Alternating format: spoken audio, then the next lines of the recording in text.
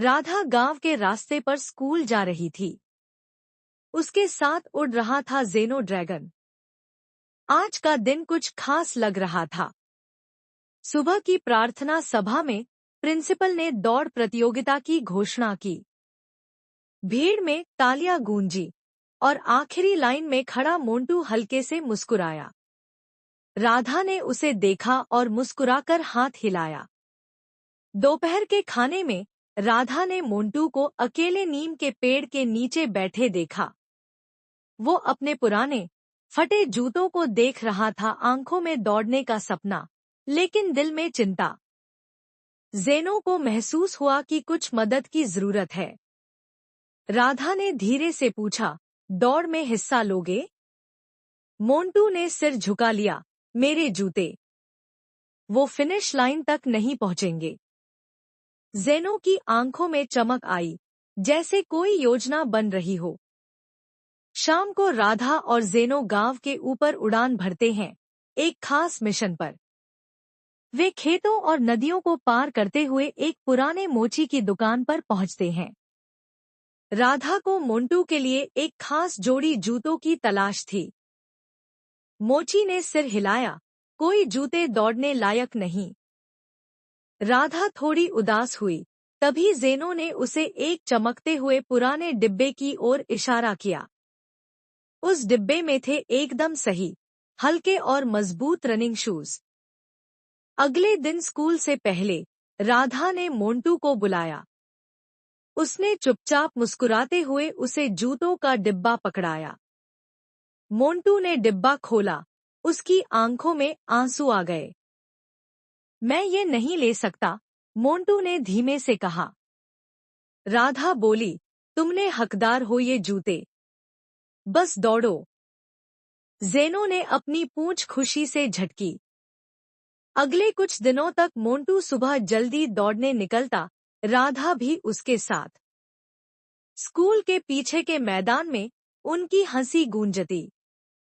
Zeno उनके पीछे उड़ते हुए चमकीले निशान छोड़ता। रेस के दिन करीब आते आते मोंटू की रफ्तार हवा जैसी हो गई। राधा का आत्मविश्वास भी बढ़ गया था। गांव के बच्चे और बड़ों में उत्साह साफ दिख रहा था। रेस के दिन स्कूल का मैदान तालियों और नारों से गूंज उठा। राधा और मोंटू ने शुरुआत की लाइन पर अपनी जगह ली। ज़ेनो पेड़ों के पीछे से मुस्कुरा रहा था। सीटी बजती है, सबके पैर जमीन पर गूंजने लगते हैं। मोंटू आगे बढ़ता है, राधा उसके साथ कदम से कदम मिलाकर दौड़ रही थी। फिनिश लाइन दूर लगती थी, लेकिन हिम्मत और दोस्ती साथ थी। मोंटू के जूते के फीते खुल गए, लेकिन उसने दौड़ना नहीं छोड़ा।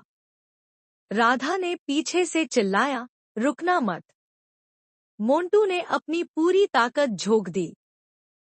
रेस बेहद करीबी हो गई थी। लोग सांस रोके देख रहे थे। मोंटू और एक और लड़का साथ साथ भाग रहे थे। मोंटू ने गहरी सांस ली और आखिरी जोर लगाया। फिनिश लाइन के पार वो सबसे पहले पहुंचा। एक पल के लिए सन्नाटा, फिर जोरदार तालियां। राधा भी थोड़ी देर बाद खुशी से दौड़ पूरी करती है। वो मोंटू को गले लगाती है, दोनों की सांसें तेज, लेकिन दिल भरपूर। ज़ेनो धीरे से उनके पास उतरता है। प्रिंसिपल मंच पर आकर मोंटू को विजेता घोषित करते हैं। मोंटू की आंखों से आंसू बहते हैं, हाथ में चमचमाती ट्रॉफी है। भीड़ उसका नाम पुकारती है। राधा चुपचाप मुस्कुराती है, दोस्त की जीत पर गर्वित। ज़ेनो उसकी पीठ पर नर्म से सिर रखता है। उसकी दयालुता ने ये संभव किया। ये सिर्फ दौड़ नहीं थी, ये सपना पूरा होने की कहानी थी। गांव में रात को राधा, मोंटू और ज़ेनो एक साथ तारों के नीचे बैठे होते हैं। वे हंसते हैं, बातें करते हैं और अगली रेस की योजना बनाते हैं। अब मोंटू को खुद पर भरोसा है। मेहनत करो तो कुछ भी नामुमकिन नहीं, राधा आसमान की ओर देखकर कहती है। ज़ेनो हल्की सी दहाड़ निकालता है, जैसे सहमति दे रहा हो। आसमान में एक और नया सपना चमकने लगता है।